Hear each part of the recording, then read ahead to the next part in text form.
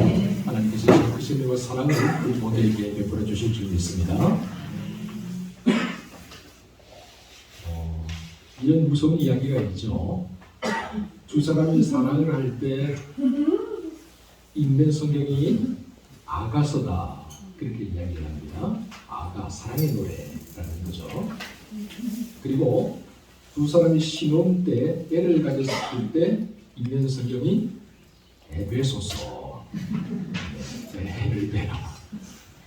그리고 두 사람의 사랑이 식어져서 그냥 우스갯소리입니다. 사랑이 식어져서 서로 갈랐을 때 읽는 성경이 요즘 그렇게 잘하시나요? 딸맞이라서 그냥 무서운 소리입니다. 일정하는 이야기입니다. 오늘 에베소서 또 우리가 읽게 됩니다. 에베소서는 사도 바울이 에베소 교회의 성도들에게 보낸 편지입니다. 에베소서는 빌립보서, 골로새서, 빌레몬서와 함께 옥중 서신으로 분류가 되고 있죠. 사도 바울이 감옥에 있을 때 쓴 편지다라는 것인데요. 이 에베소서가 사실은 많은 신학자들에게 사랑을 받는 성경입니다. 왜 그러냐면 서신 중의 여왕, 가장 영적인 서술, 또 기독교의 구원과 교회에 관한 대서사시라고 그렇게 불릴 정도로 에베소서가 굉장히 논리적이고 조직적으로 구성되어 있기 때문입니다. 에베소서의 가장 큰 주제를 들으라고 한다면 죄와 허물로 죽었던 우리를 예수 그리스도의 보혈로 구원하여 하나님 나라에 이르게 하는 구원의 생명을 주셨다는 이 구원의 대역사라고 그렇게 말할 수가 있습니다. 에베소서는 교회 초기에 매우 유명한 에베소 교회가 유명한 교회였습니다. 왜 유명했느냐? 이 에베소 교회를 다녀간 여러분들이 성지순례를 다녀오면 아시겠지만 에베소 교회를 달려간 근처한 사람들이 정말 유명한 사람들이기 때문에 그렇습니다. 에베소 교회에서 처음 세운 사도 바울이죠. 그리고 바로 그 뒤에 아굴라, 브리스길라와 아굴라가 있었고 또 아볼로라는 사람이 왔다 갔고요. 또 바울이 떠난 뒤에는 디모데가 이곳에서 목회를 했고 또 디모데가 떠난 뒤에는 사도 요한이 이곳에 와서 목회를 했습니다. 나중에 쭉 가다 보면 또 폴리카비라는 또 유명한 사람, 또 여러 사람들이 와서 이 에베소에서 목회를 했다라고 하기도 하지만 어쨌거나 성경만 봐도 유명한 굵직굵은 사도 바울, 디모데, 사도 요한 이런 분들이 다 이 에베소에서 목회를 했다. 그만큼 에베소 교회가 중요했다라는 것을 우리가 알 수 있는 대목이라고 할 수 있습니다. 바울이 제2차 선교 여행 때 에베소에 들르게 됩니다.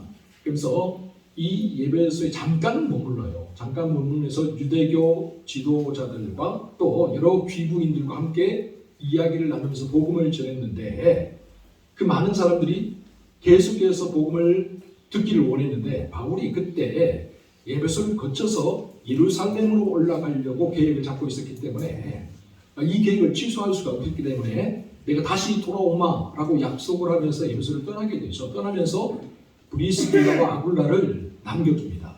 그래서 에베소 교인들이 교회를 이루고 신앙생활 잘 할 수 있도록 두 분이 그렇게 양육을 하게 되죠. 그리고 제3차 전도 여행 때 바울이 자기가 한 약속을 지켜요. 에베소로 돌아옵니다. 그래서 에베소에 무려 3년간 머물게 돼요. 여러분 바울이 보면요. 순회 전도자였기 때문에 한 곳에 1년 이상을 거의 머물지 않았어요.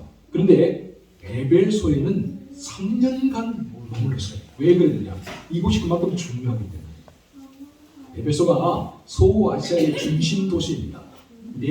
내륙으로부터 또 해양으로 가는 길목에서 이 에베소를 다 사람들이 거쳐가게 돼요. 그래서 이 에베소의 교회를 세우고 이 에베소에서 성도들을 양육하면 아시아 전체로 이 복음이 퍼져가겠다.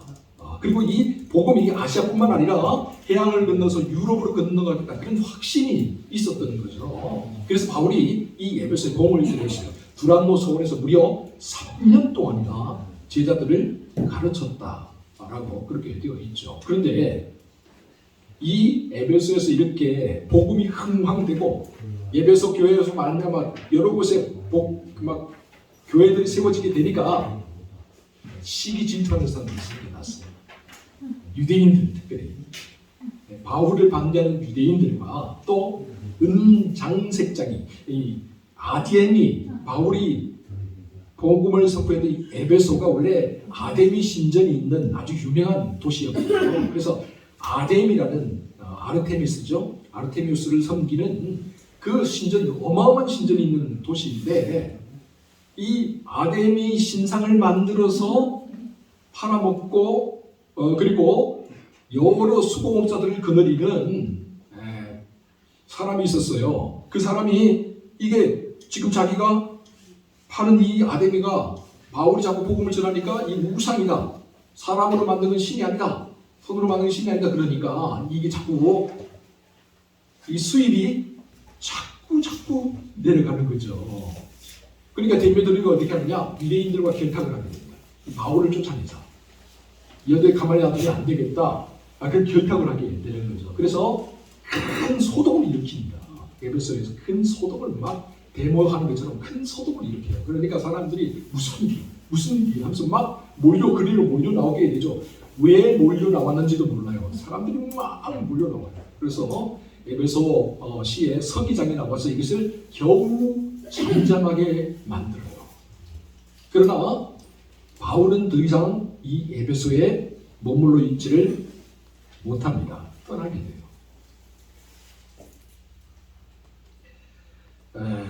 바울이 이 에베소를 떠나게 되는데 정말 호사다마일 것 같아요. 항상 좋은 일에는 또 회방하고 방해하는 사람들이 있게 마련이죠. 그게 이상한 일이 아니다. 우리가 항상 선한 일을 계획하고 선한 일을 우리가 추진한다고 해서 그 모든 일들이 형통하고 다 준비가 되고 만사가 잘 되느냐? 그렇지는 않다. 선한 일을 하다 보면 반드시 악한 세력들이 방해를 해요. 여러분, 복음을 열심히 전하면 모든 사람들이 복음을 듣고 다 돌아오면 얼마나 좋겠습니까만은 꼭 방해하고 꼭 해방하고 또 복음을 전하는 사람을 가만히 놔두지 않는 그런 사람들도 있게 마련인 거죠. 에베소도 역시 마찬가지였다라는 것이죠. 결국 이 일로 바울이 에베소를 떠나야 됐고 다시 에베소를 방문하지 못합니다. 근데 계속해서 에베소 성도들이 궁금하죠. 소식이 또 왔다 갔다 하죠. 그래서 바울이 에베소 교회에 복음의 진리에 대해서 전해줘야 될 필요가 있겠다. 이 사람들이 흔들리지 않도록 이것만 꼭 기억해라 라고 할 수 있는 교회와 복음의 진리에 대해서 이야기해야 되겠다 해서 쓴 서신이 바로 에베소. 그래서 에베소에 나타나는 가장 큰 주제 다시 말씀드리지만 죄로 인해 부패하고 분열되었던 우리가 예수 그리스도 안에서 예수 그리스도의 보혈로 구원함을 받고 대화합을 이룬다는 구원의 대역사시, 대서사시가 바로 에베소 큰 주제다라는 것이죠. 자, 오늘 본문을 보면 이 내용이 잘 나타나 있어요. 특별히 5절과 8절에 잘 나타나 있는데 먼저 우리 5절 말씀 같이 한번 읽어보도록 하겠습니다. 시작. 허물로 죽은 우리를 그리스도와 함께 살리셨고 너희는 그대로 구원을 받는 것이다. 아멘. 여러분, 우리는 아담 이후 모든 사람들이 죄의 그늘에서 사망의 그늘에서 자유롭지 못해요.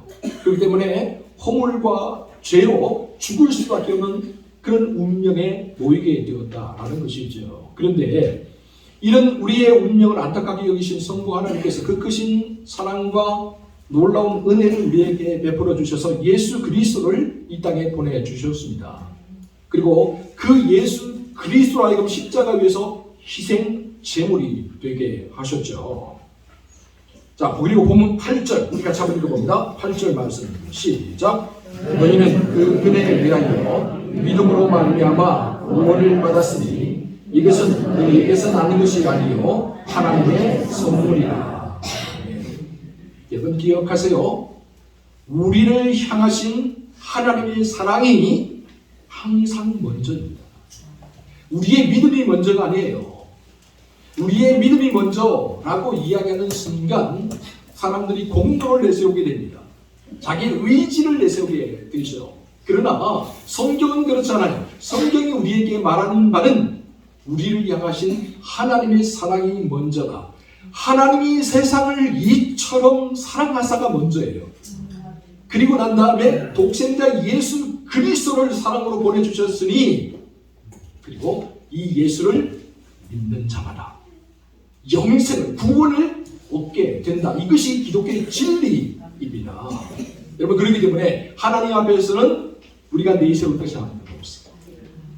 아무것도 없습니다. 하나님의 선물이기 때문입니다. 우리의 의지, 우리의 노력, 우리의 동로로 되는 것이 아니라 어디까지나 하나님이 주신 선물을 우리가 받아들이느냐 그렇지 않느냐의 문제인 거예요. 믿음이란 하나님께서 우리에게 미리 베푸신 이 선물을 받아들일 마음의 준비가 되어 있느냐 그렇지 않느냐 그것이 바로 믿음을 판가름한다라는 것이죠. 사랑하는 성도 여러분, 긍휼이 풍성하신 하나님이 우리를 사랑하신 그 크신 사랑으로 독생자 예수 그리스도를 땅에 보내주셨음을 믿으시기 바랍니다. 우리를 대신하여 희생 제물이 되신 예수 그리스도의 보혈은 우리를 능히 구원에 이르게 할 수 있음을 믿으시기 바랍니다. 그리고 또 기억하십시오. 우리가 예수 그리스도를 믿고 영접하는 것조차도 하나님이 우리에게 미리 베푸신 은혜임을 기억하시기 바랍니다. 그래서 우리가 하나님 앞에 내세울 게 아무것도 없는 거예요. 은혜 아니면 우리가 설 수 없기 때문에 그렇습니다. 그래서 우리 모두가 하나님 앞에 딱 서는 그 순간 되면 이렇게 고백할 수밖에 없는 거죠. 나는 무익한 종입니다. 해야 될 일을 했을 뿐입니다. 이것이 진실한 믿음을 가진 사람의 고백이다라는 것이죠.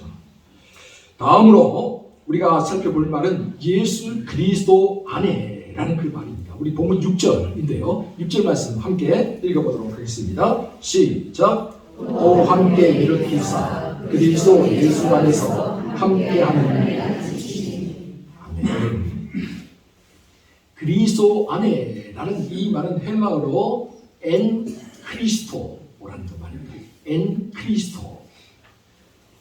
엔 크리스토라는 그리스도 안에라는 이 말은 사도 바울이 자기 서신에서만 무려 164회를 사용할 정도로 정말 관용 어구처럼 그렇게 사용했던 말입니다. 엔 크리스토, 그리스도 안에. 그만큼 중요한 말이다라는 것이겠죠. 그렇다면 엔 크리스토라는 것이 구체적으로 의미하는 게 뭘까요?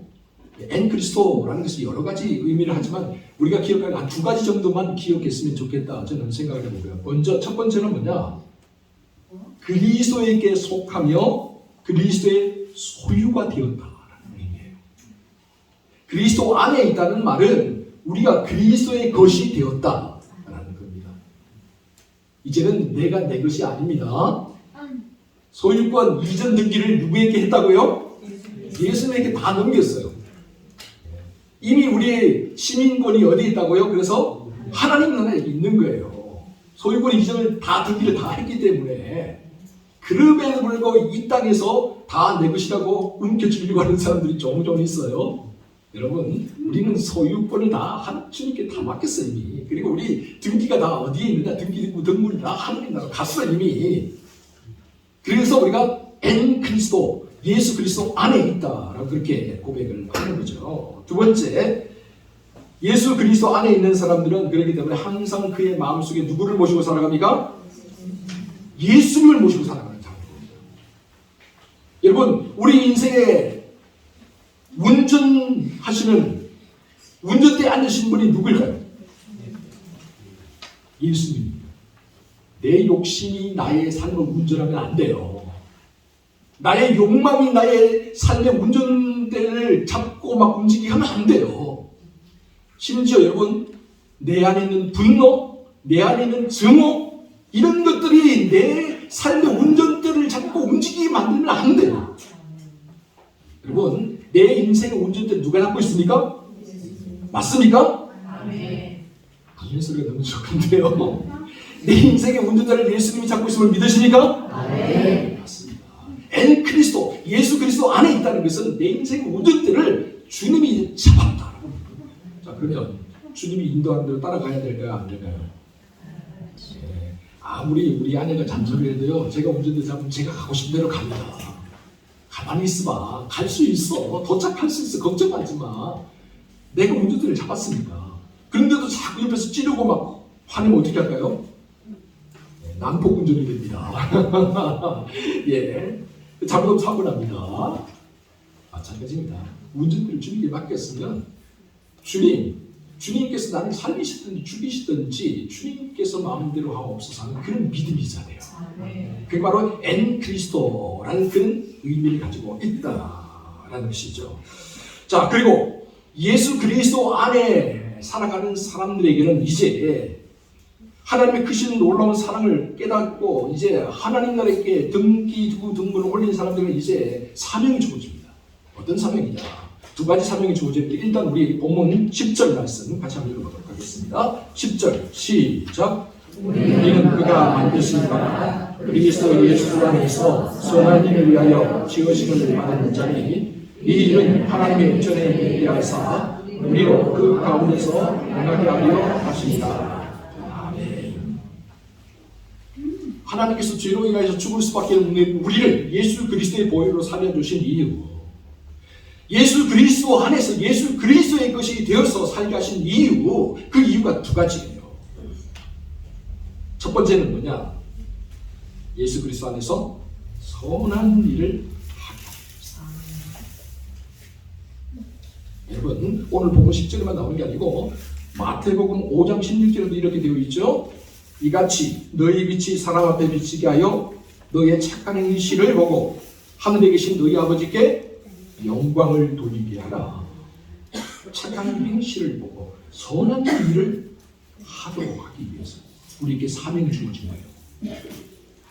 여러분, 우리는 악한 일을 도모하기 위해서 부름을 받은 게 아닙니다. 세상은 악한 일을 도모할 때가 있죠. 그것이 처세술이라고 말을 해요. 그것이 세상을 살아가는 방법이라고 말을 해요. 그러나 예수 그리스도를 믿는 사람들은 선하고 바른 길을 언제나 먼저 추구해야 합니다. 악은 그 모양이라도 버리세요. 여러분, 악의 속삭임에 귀를 기울이지 마세요. 악한 그 모습을 따라가게 되면 결국에는 우리의 인생은 예수 그리스도에게서 떠나게 됩니다. 손으로 악을 이기세요. 그게 예수 그리스도께서 우리를 불러주시고 이 땅 위에서 우리로 하여금 살아가게 하기 위해서 우리에게 주신 사명이에요. 빛과 소금이 된다는 게 뭡니까?